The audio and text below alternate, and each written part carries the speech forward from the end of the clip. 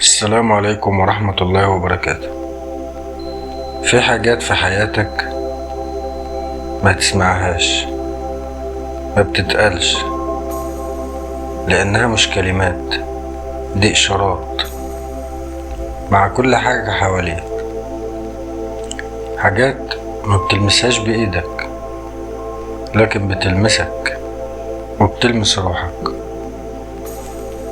زي لمسة ربانية تمر على قلبك في عز الضلمة وتنوره، تسيب جواك نور وانت مش عارف جاي منين.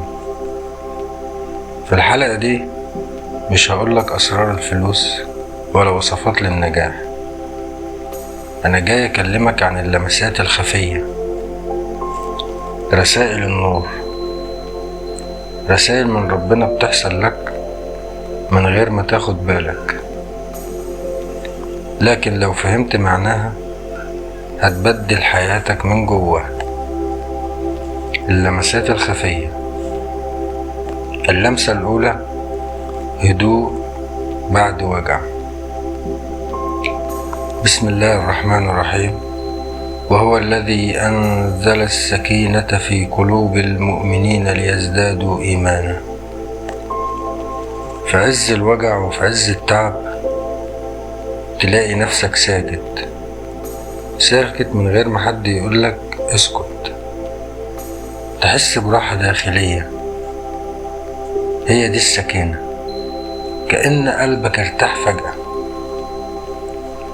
الناس بتقول ده عدت، لكن انت عارف ايه اللي حصل، ان في لحظة معينة في شيء لمس قلبك، ودي مش صدفة، دي رسالة خفية ربنا بيطبطب بيها عليك من غير ما يتكلم معاك. روحك هي اللي بتحس بيها. اللمسة التانية الرزق المؤجل اللي رجالك بأضعاف الأضعاف. بسم الله الرحمن الرحيم. ومن يتق الله يجعل له مخرجا ويرزقه من حيث لا يحتسب.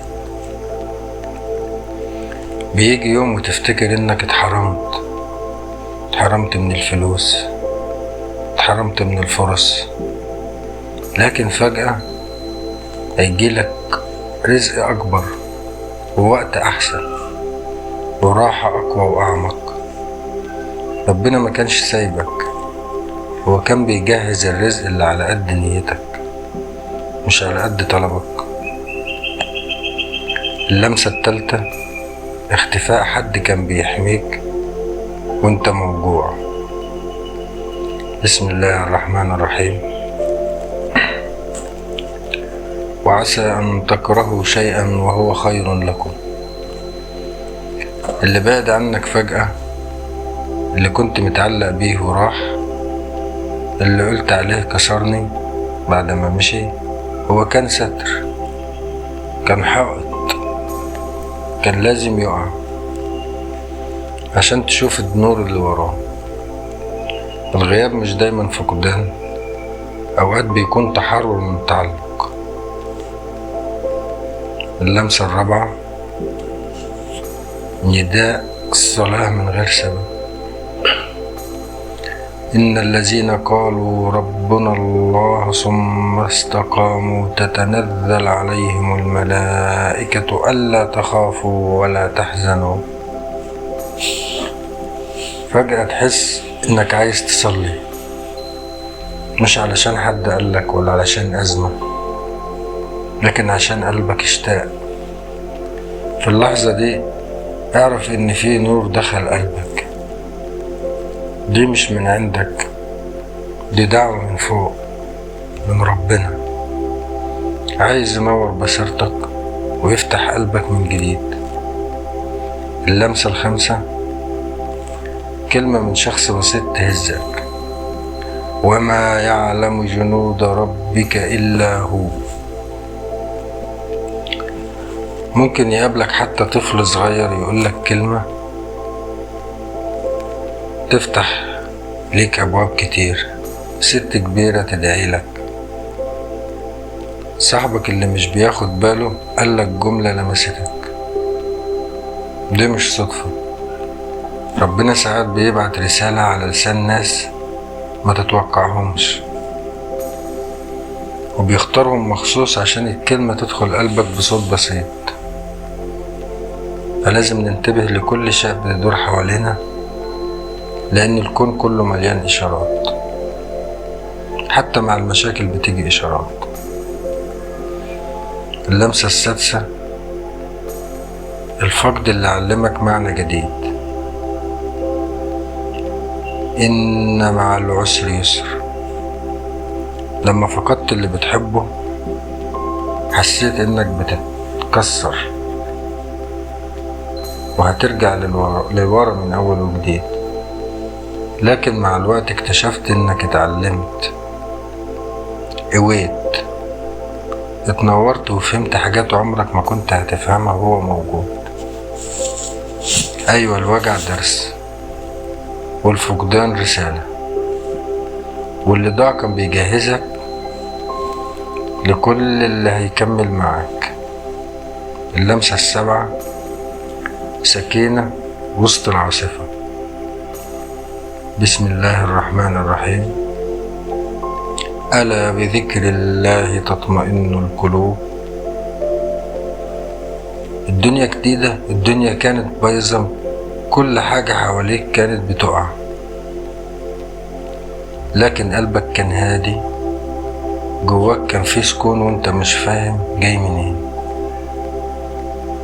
دي مش طبيعي، دي رسالة ربنا بيقولك أنا معاك حتى وانت في وسط العاصفة.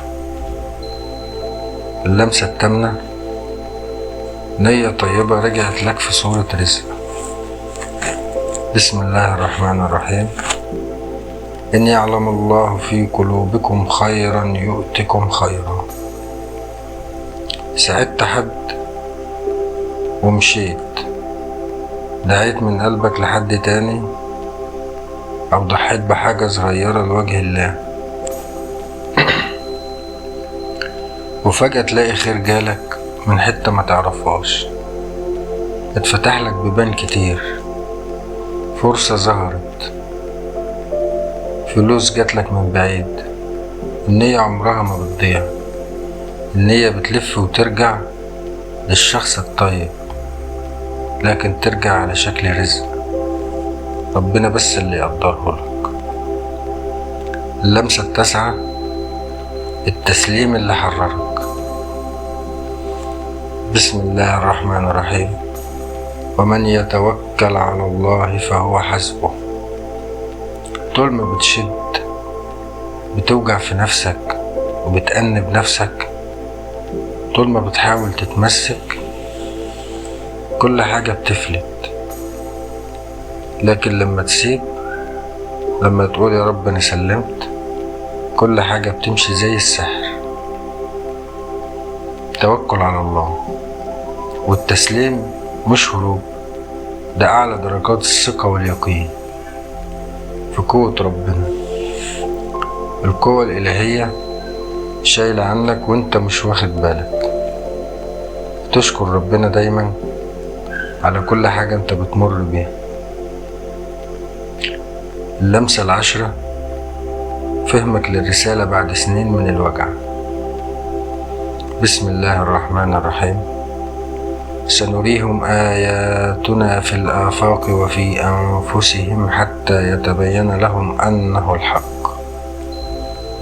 سألت كتير ليه، لكن بعد وقت كل حاجة بدأت توضح. حسيت إنك كنت ماشي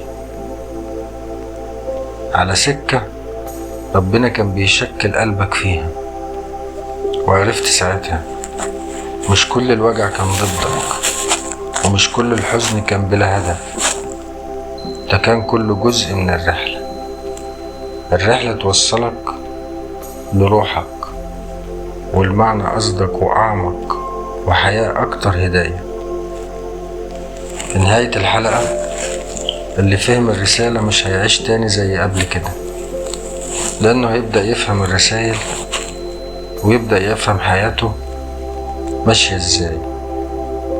ماشية بتوفيق وتوكل على الله. لو وصلت معايا للآخر فأنا واثق إن واحدة من الرسايل دي لمستك.